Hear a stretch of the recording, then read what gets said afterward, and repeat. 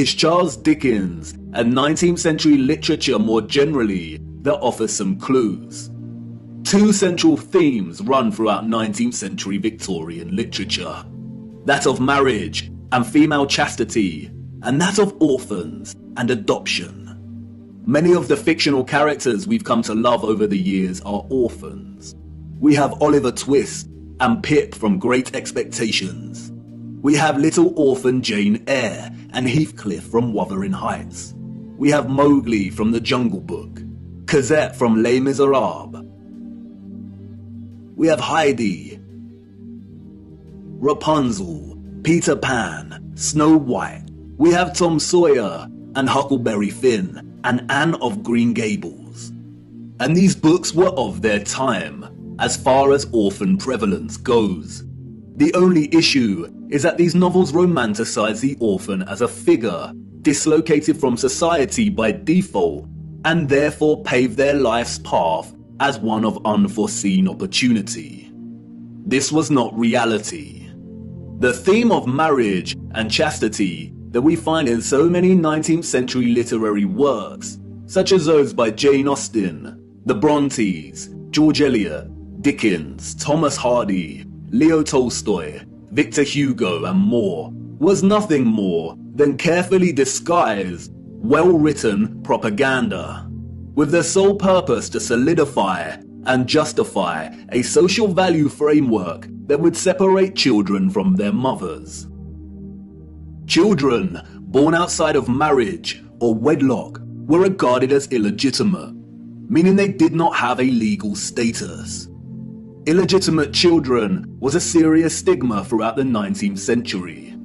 The majority of employers would not hire women with an illegitimate child.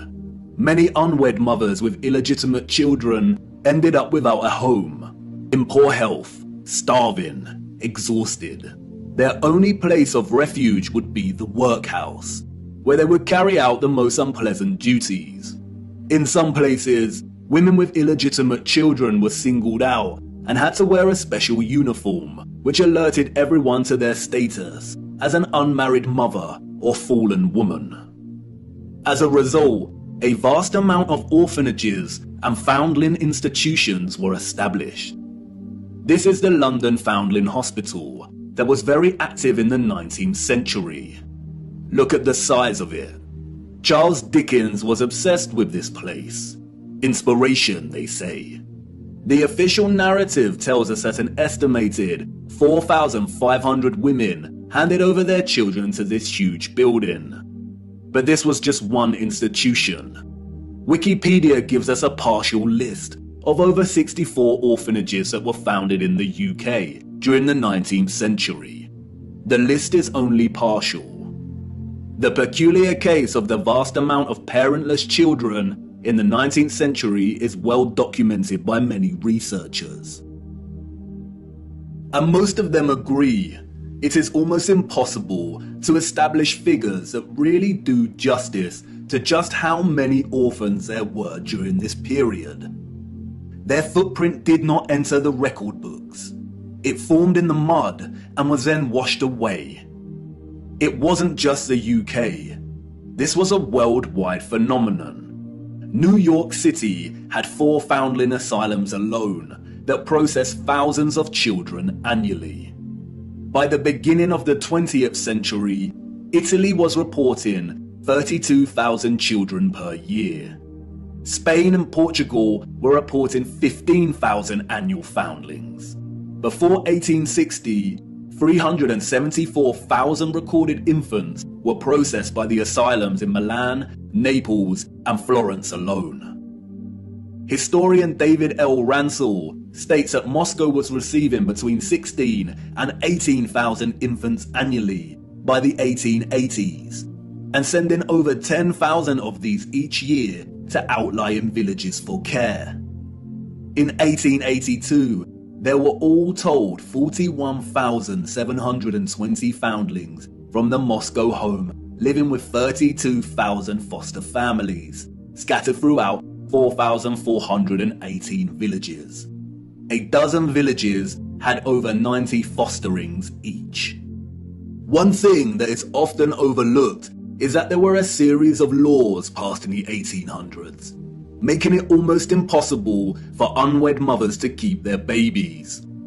The 1833 Poor Law Reformation introduced bastardy clauses that shifted the entire responsibility for the illegitimate child onto the mother.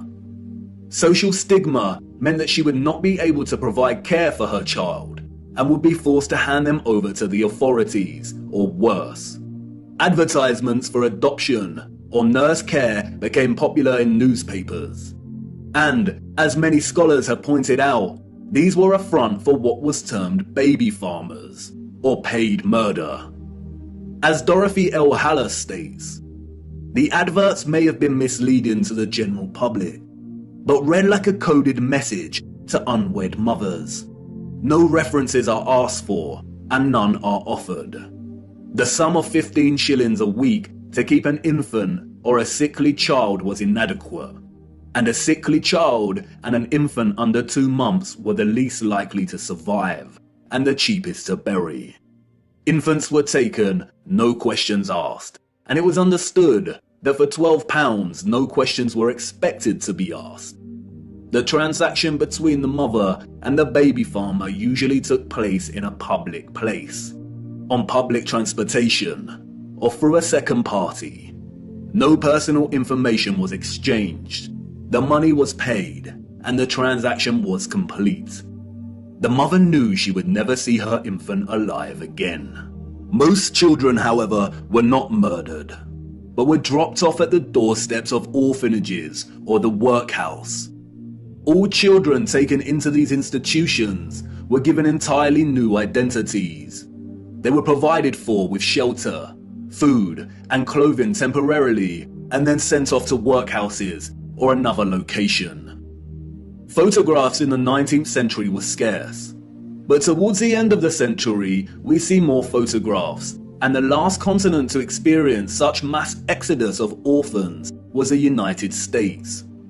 And it is here that we see evidence of the orphan trains. The first group of these orphans arrived in Michigan in 1854, and from that moment on, the movement shipped hundreds of thousands of children across the states until it ended in 1929. Officially, there were over 97 institutions involved in orphans and orphan trains in the 19th century. And again, this was not just the United States. Annie McPherson will go down in history as a woman who scammed more than 100,000 foundlings and shipped them from the United Kingdom to Canada, New Zealand, and South Africa, and even to the outer edges of the earth in Australia, so that they could be sold into child labour. Why do we see so many photographs of orphans in workhouses? Why are they working with machinery created for adult use? Were there not enough adults during this time to carry out this work? And then there is the strange case of the burgeoning American amusement parks at the turn of the 20th century. In addition to rides and exhibits, many of these parks featured an unusual attraction: infantoriums. Visitors of these parks could stroll around with ice cream and swing by these stations, a visit equivalent to that of a fully functional neonatal intensive care unit, complete with incubators filled with sleeping, premature babies. History has been kind to Martin Cooney. Touted as a hero, Cooney was the German mind behind the incubators. His first encounter with premature babies, we are told, was at the 1896 World's Fair. He knew immediately that the exhibition would save babies' lives. The technology to keep premature babies alive was expensive, and he knew the public would pay to see the babies in incubators.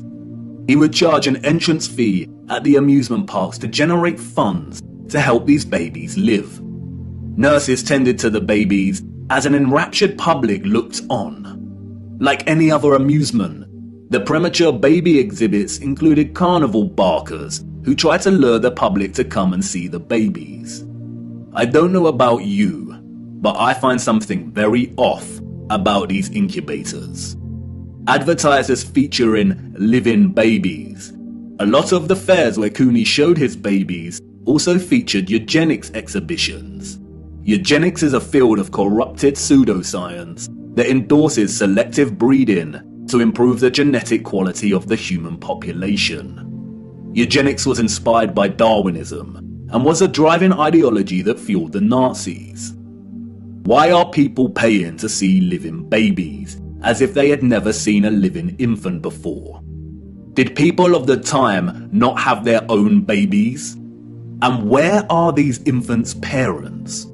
How did they have the technology in the 19th century to keep premature babies alive in such a way? Or is something off, once again, with the official narrative? There were 80,000 premature babies who were treated in these amusement park incubators. 80,000. The hundreds of thousands of orphans in the 19th century are just barely believable. Were women really that carefree? Did America even have the population numbers to justify 80,000 premature babies? We are not talking orphans here, but infants born prematurely. The narrative is not convincing or realistically fathomable. Where did these babies come from? More troubling is Cooney's background. As many historians